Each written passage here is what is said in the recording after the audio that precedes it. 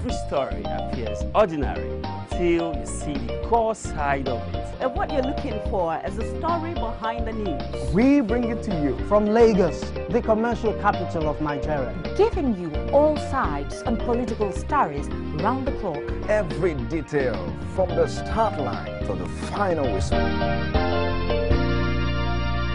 CoreTV News, expanding your view.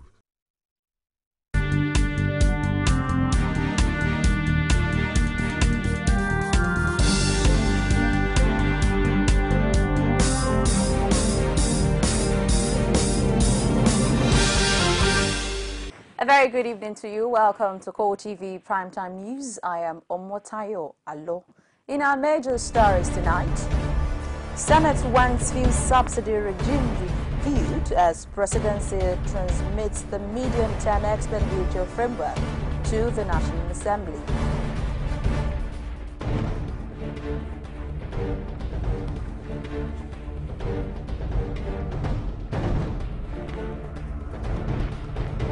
Also in this program, media mogul and businessman Raymond Dokpasi in dock for a 6-count charge of corruption remanded in EFCC custody.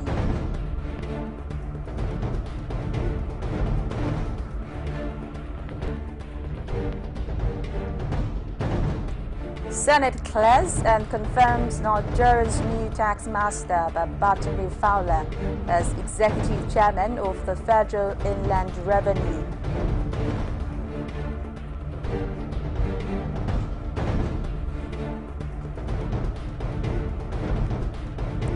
And in sport, Nigeria's under-23 soccer team qualifies for Rio Olympic, breaks the heart of the Senegalese fans.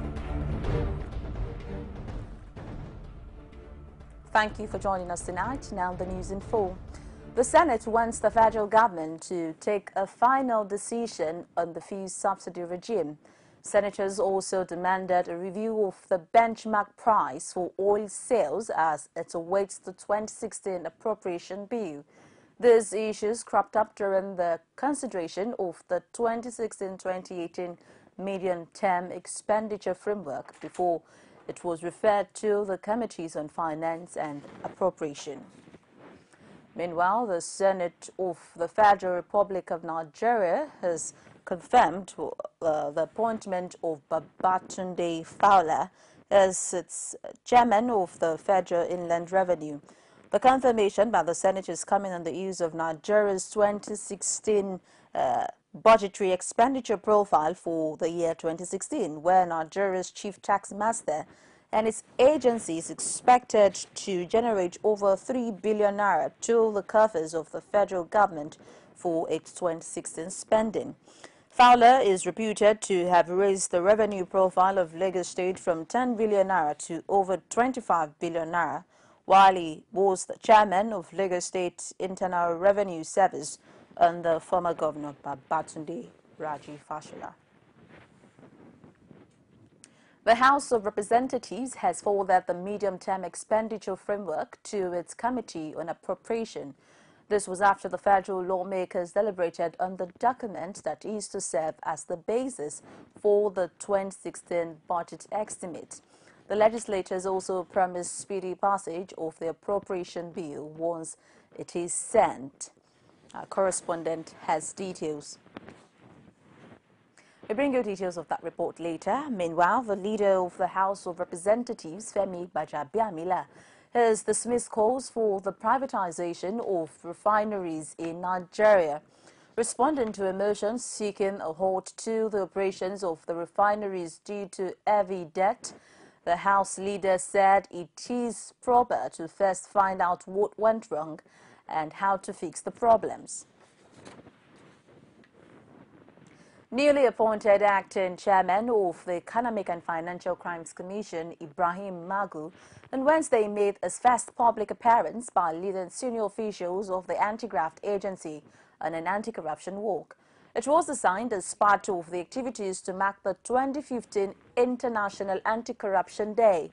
Magu, who worked from the EFCC office to the Yadu Center venue of the commemorative event vowed to use better techniques to involve more Nigerians in the anti-corruption crusade. Everybody to know, because this is a fight that must be done holistic. Everybody must be involved. That's the sensitization. Let people realize the evils in corruption. Now, I saw the theme written on the placards and all that. We should try to break the corruption circle. Yes. One problem I've identified personally is that when it comes to issues of fighting corruption, we tend to have this problem when it affects the so-called bigwigs. How will you do that to fight corruption irrespective of who is involved? I beg, let's do the procession first. That should be a question for another day. Media mogul and embattled emeritus chairman of the African Independent Television, AIT, Raymond Dokpesi, has been docked by the Economic and Financial Crimes Commission, EFCC, before an Abuja Federal High Court. It was arraigned on a 6-count charge of receiving 2.1 billion naira from the Office of the National Security Advisor for media coverage in 2014, contrary to Section 58, subsection 46 of the Public Procurement Act. When the charges were read, Dokpesi pleaded not guilty to all 6 charges. Defense counsel Mike Okezomo pushed for bail for his client, but trial judge Justice Gabriel Kolawole fixed hearing for the bail application for hearing on December 10. He also ordered the accused person to be remanded in EFCC custody. Prosecutor is entitled to 48 hours notice, but we were able to get the hearing date for tomorrow at 12:30 p.m. so that we can argue the bail application for Aleogu Dokpesi to go home on bail, because ordinarily the matter that came up today, the 6 charges, the 6 allegations are ordinarily bailable under our laws.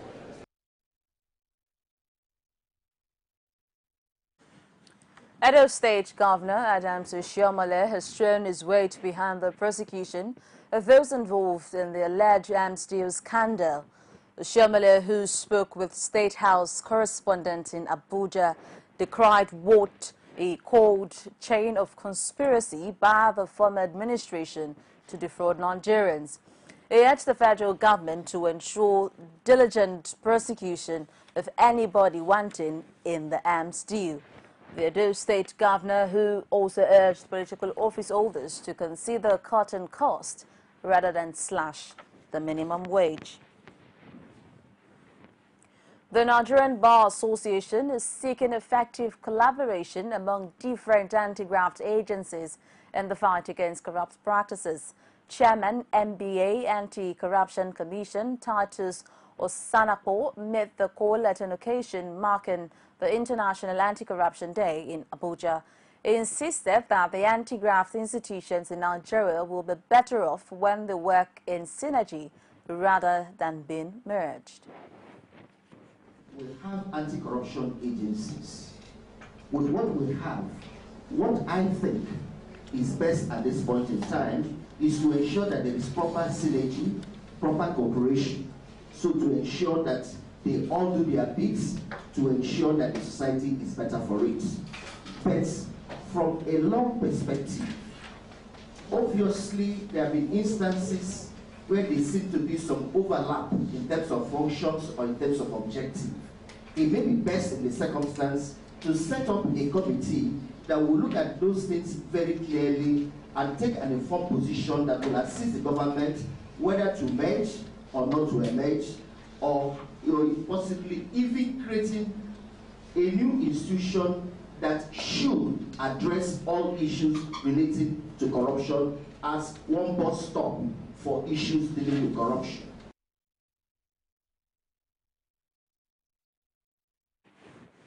The Bring Back Our Girls group has admonished the judiciary to commit itself to the anti-corruption crusade with President Muhammadu Buhari. This, it says, is because it is the only hope of achieving a corruption-free society. Members of the group made their position known in the course of a protest march to the Supreme Court on the occasion of the International Anti-Corruption Day. Today is being observed as the International Anti-Corruption Day in the world. Here in Nigeria, an anti-corruption civil society group is stepping up a campaign to rid the country of corrupt tendencies and support for the President Muhammad Buhari campaign. Our correspondent Sarah Yeku has details. Corruption, the ever-present cancer that clogs the wheel of growth in Nigeria and most African countries, is a massive drawback for development. In the bid to curb this malignant infestation, the federal government established two prominent anti-graft agencies, the Economic and Financial Crimes Commission and the Independent Corrupt Practices Commission. But years down the lane, a non-governmental organization called Citizens Anti-Corruption Volunteer Corps believes that the two watchdogs have not been able to wrestle this menace, corruption. It's the greatest we have in the third world. It's about corrupt leaders and corruptive proclivities. It is not necessarily about the diet of wealth and resources. It is about leadership that is uncaring. It's about leadership that is not committed to making lives better for the people. And that is why the United Nations came up with this day. And I believe that anti-graft agencies can do the work, but what is necessary is the body language of leadership. Leadership must show that it is committed to fighting corruption. And then the anti-graft agencies, the police, the FCC and the likes, will dispassionately fight corruption along with leadership. Also speaking at the campaign, the convener appraised 4 states in the country as being transparent and accountable to the people. He however challenges other states to emulate these states. At this juncture, we wish to officially congratulate governments of River State, Ebonyi State, Kaduna State, and Lagos State for successfully ranking high as governments whose majority of the citizens interviewed acknowledge visible transparency and accountability in management and administration of public funds. CSCVC would like to appeal to the state governments in Nigeria that could not top the chart in the transparency and accountability assessment to always remember that the government account is not a personal thing and should be made public. On the other hand, the Commandant General of the Citizens Anti-Corruption Volunteer Corps talks about the vision and mission of the group to Nigerians. We're not celebrating, rather we are launching what we call assault. You know, we are launching, this is war. It is a fight, and it's fight to finish. You are an anti-corruptionist. I am an anti-corruptionist. I am a crusader. I'm a trainer. Today, we have launched a project to go about town training anti-corruption agents to make ambassadors. As the world marks the International Anti-Corruption Day, the onus lies on Nigerians to be individual anti-corruption agencies in order to forestall this cancer that has beaten into the fabrics of the country. Sarah Ayeku, CoreTV News, Lagos. We will bring you more stories right after this break. Stay with us. Whenever you recharge your Airtel line, you could win a trip to Dubai for yourself and your family members or closest pals. Win one of 60 trips for 4 to Dubai in the Airtel Red Hot promo. Now that's a trip to Dubai for 240 people. You could also be one of 60 instant millionaires. Win smartphones and airtime. Everyone's a winner in the Airtel Red Hot promo with Emirates Holidays. Airtel, the smartphone network. It's a new dawn in Nigeria, and the mantra is change. The wind of change is blowing all over Nigeria and beckons to you. One sure way to respond is to perform your civic duty, pay your tax. With taxes, government generates revenue to fulfill its electoral promises, ensure regular power supply, provide good security, standard education, medical care, through total change. Individuals and corporations enjoy specific benefits, rights and privileges for paying taxes and avoid the consequences and penalties of not paying. Oil revenue is no longer sufficient to bring desired change, but your tax can. It pays to pay your tax. A message from the Federal Inland Revenue Service. The man on the streets have come to realize that the power to make decisions lies in the hands of the people. I don't think the election... 5 local government out of the 30 local government is more than many states in the north. The economy is booming. Where is the economy booming? Blast in Abuja. Don't you have security? Why are we fighting? President should not just sit in Abuja or in Asokoro or wherever he lives. Those are supposed to go around. They know them cannot be there and be here at the same time. The life of the citizens, community need to be protected. It can't work out. Bring the message of peace. Let there be proper devolution of power from the center. The center is too powerful. He's trying to do the best, but people are hasty. Why are you hasting? Why are you hasting? Why are you hasting? The people giving voice to the voiceless. Welcome. If you're just joining us, it's CoreTV Primetime News. Here is a quick reminder of our top stories. Senate wants fuel subsidy regime reviewed as presidency transmits the medium-term expenditure framework to the National Assembly.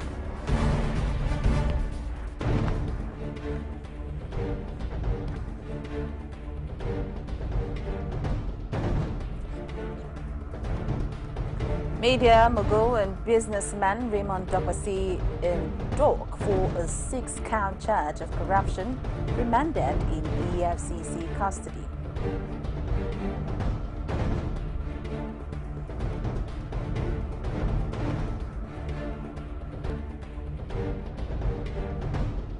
And finally, Senate clears and confirms Nigeria's new tax master, Babatunde Fowler, as executive chairman of the Federal Inland Revenue.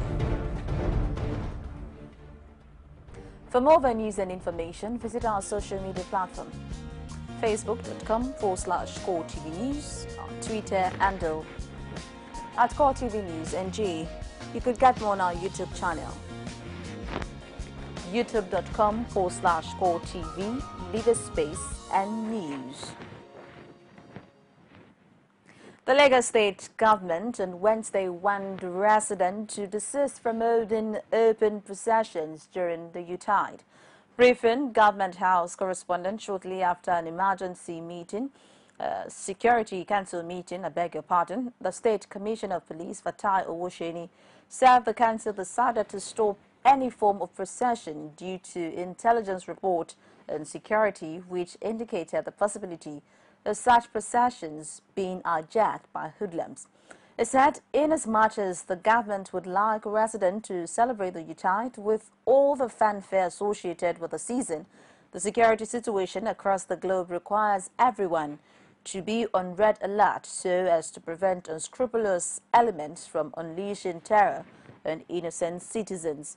He, however, said the state was not under any special security threat, but that proactive measures have to be put in place to forestall any breakdown of law and order. The Nigerian Legion on Wednesday decorated Minister of Power, Works and Housing Babatunde Fashola and his key officials with the emblem for the 2016 Armed Remembrance Day celebration. The brief ceremony also afforded the minister the opportunity to urge Nigerians to show more support for war veterans and families of fallen heroes. Also, toughened by the harsh social-economic conditions that they are faced with, Nigerians have been reacting to the federal government's blueprint and how to ensure that they manage the country's infrastructure. The Minister of Power, Works and Housing, Babatunde Fashola, had outlined the present administration's priorities and strategies and how to reposition social structures like roads, power and electricity. The reactions from Nigerians on the planned reintroduction of the road tax through toll tax and increase in electricity tariff are some of the critical issues raised. Correspondent Victoria Solomon has the report. Infrastructure is a basic essential service that should be put in place to enable development to occur in a society. If social services such as good roads, rail system, housing, etc. are not in place, socio-economic development will be slow. Federal roads and housing cannot be overemphasized as it is a needed social infrastructure that every Nigerian must enjoy. Nigerians are, however, skeptical about the reintroduction of toll gates. They believe that it is a way and an avenue for embezzlement to occur. They want the roads fixed instead and not toll gates because the roads are in bad and very poor condition. First and foremost, it is anti-people. It is not in the interest of the people. We don't even have bad road. You want to start introducing toll gates. So where are the road? Where is the road? And why was the toll gates demolished in the first place? Corruption. So if you build toll gate now, then what is the guarantee that the money will be used judiciously? So it will be embezzled. Government have failed us in this country. We don't need toll gate anymore. Because one, it costs out of, as you can see. And about the money, where are they taking our money to? That's the main problem we are having. Even when we pay tax, you know, our tax is being used for something else. So if we are paying toll gate, if you are paying for toll gate and they are not using it to repair the toll gate, or the way they use it is no okay. So to me, I think toll gate is no. We don't need toll gate fee to be paying toll gate fee. One, it costs it up, and secondly, we don't know where they take our money to. If you can see our road, it's no good. So I think if they collect the money and they are using it for the good roads, so it will be okay. We can see that the road costs in so many places. So to me, I don't think we need to all this toll gate of a thing. For some other Nigerians, they are of the opinion that even if toll gates will be reintroduced, it must be privatized and managed by private sector so that there can be an avenue for checks and balances. Most of the people that do toll gates are usually private individuals, and they do that to assist the community. Well, in this era, as a private sector person, I want to say let the private sector handle it, but with concrete agreement, with, you know, clear requirement, clear standard. In the housing sector, Nigerians think that it is a laudable project, but there are chances that it might be hijacked by the high and mighty, which will be brought and leased out or sold at high rates, giving the poor no rights or privileges to enjoy this service. 10 billion naira will go a long way. If you ask me, if it's utilized very well, it will go a long way. What they do again abroad is what they do is they create a more or less like we call it community house. I getting it in London, they create a community, they give it to them free of charge. When they see the poor people and they know they can't even afford it, so they give it to them free of charge. That is the only way they can benefit. But in Nigeria, I don't think that can happen. Key player in the housing industry feels the proposed 10 billion naira mass housing scheme for each state is feasible, but should be private driven. Well, it depends on what that 10 billion, the time it is meant for. If it is meant for a year, maybe, but it can't be for 4 years, which this regime will serve. It can never be enough.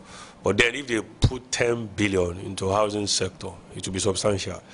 Let's start from there. Let's see what will come out of that. The challenges are, number one, they must get the land, because land is key. Where do they get the land in all the states?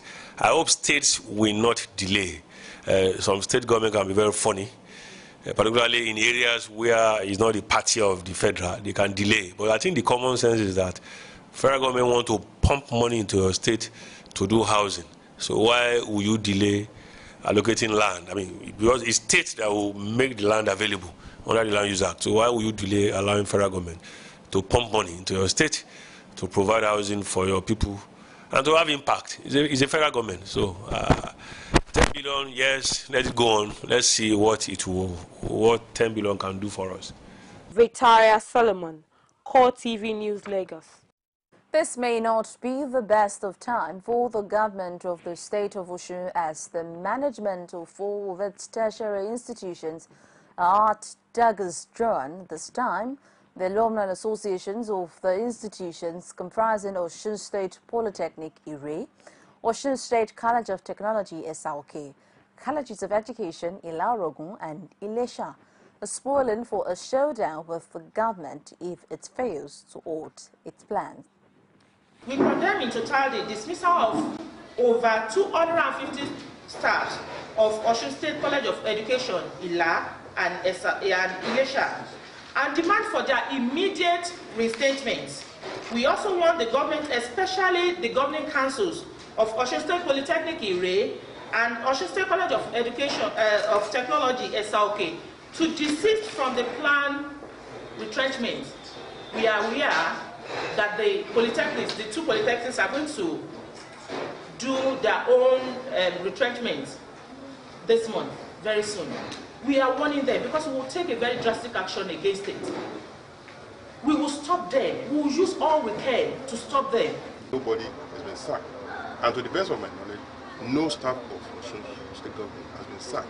The information available to me shows that people who are relieved of their duties, or people who are engaged on part-time basis and all that, by the institutions concerned, based on their needs, and they were being paid according to the IGR generated. And so, if those institutions are now also being hit by the prevailing economic challenges facing Nigeria, and they are also looking inward to see how they can continue to survive, then you cannot put that blame on the government. The government actually said that it is restructuring. The governor even spoke publicly and said we are restructuring our institutions. You cannot say that the way you established a particular institution 20 years ago, 30 years ago, and that today, that is the way they should continue to exist. Of course, times are changing, so definitely things must change. So, if we are restructuring our institutions to meet the challenges of the modern time, then you must know that this is a responsible government that is carrying out its duty as at when due. There are many things involved in the restructuring exercise. We take another break, and when we come back, we bring you business stories from outside Nigeria and sport. Stay with us. You can now watch CoreTV News live from anywhere in the world on our website, www.coretvnews.com. Click on Live TV on our website and watch us live. And welcome to CoreTV Primetime Days. To follow us on Twitter, click on Twitter icon on our website.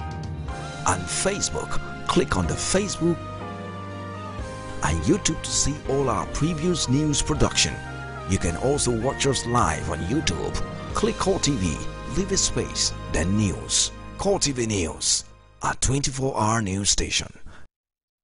Whenever you recharge your Airtel line, you could win a trip to Dubai for yourself and your family members or closest pals. Win one of 60 trips for 4 to Dubai in the Airtel Red Hot promo. Now that's a trip to Dubai for 240 people. You could also be one of 60 instant millionaires. Win smartphones and airtime. Everyone's a winner in the Airtel Red Hot promo with Emirates Holidays. Airtel, the smartphone network.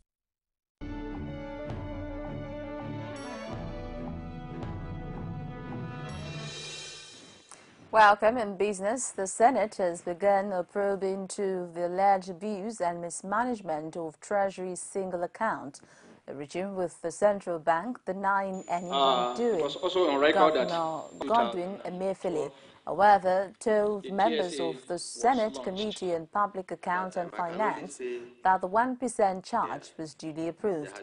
The question and answer session began shortly after Senate President Bukola Saraki declared the public hearing open. It was also on record that 2012, the TSA was launched. At that time, I can only say, there had been attempts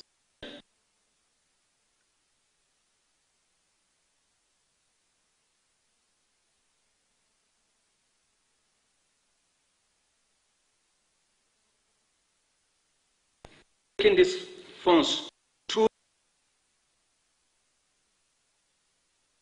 I would need to check, but I do know that yes, there was an agreement and there was a committee, right? Yeah.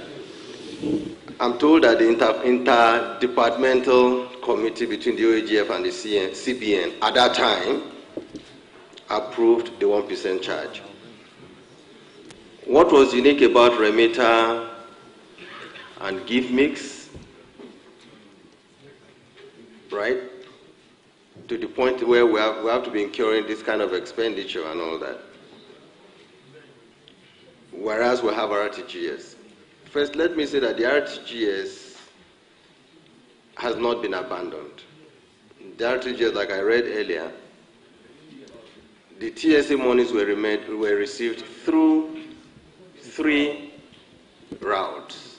What is at issue is what everybody knows, and I'm glad that we haven't even gone too far. Your presentation concedes the fact that 1% is just far too much for the volume of monies. You know, those are the issues that we're concerned about here.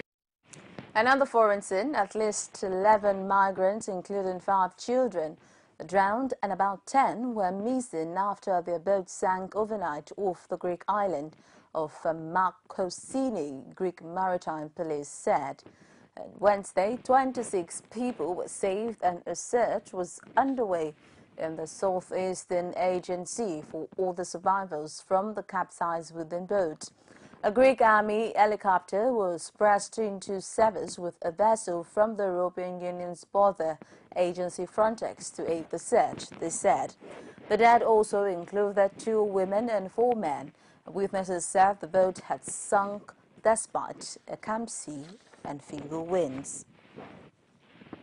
Scientists in the United Kingdom have confirmed the existence of a new sexually transmitted disease called Mycoplasma genitalium.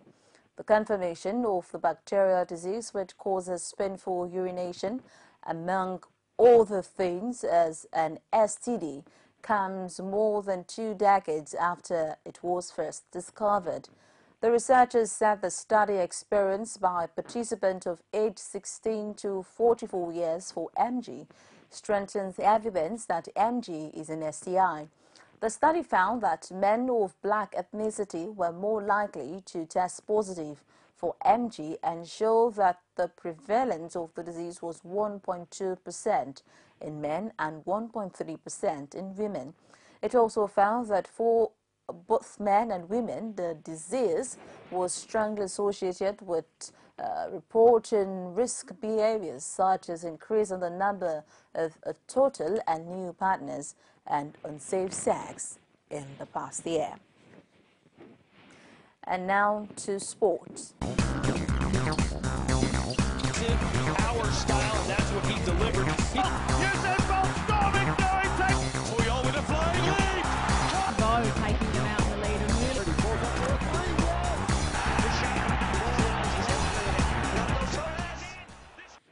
On sport, the match-awaited game between the Nigerian under-23 team and their Senegalese counterpart has come to an end.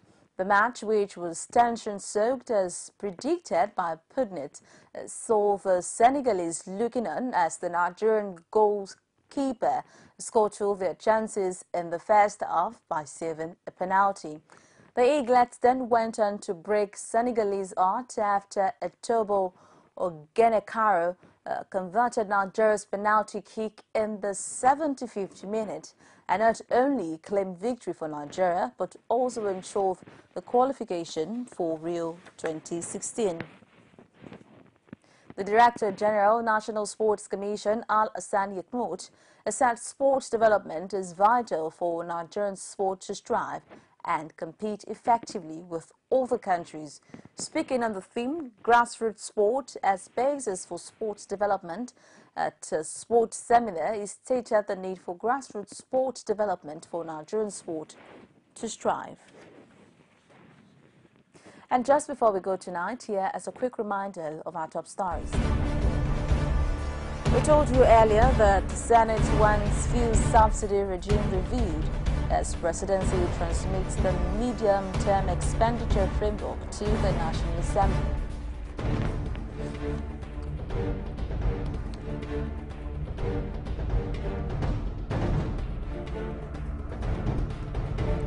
Also, media mogul and businessman Raymond Tokwasi in dock for a 6-count charge of corruption and remanded in EFCC custody.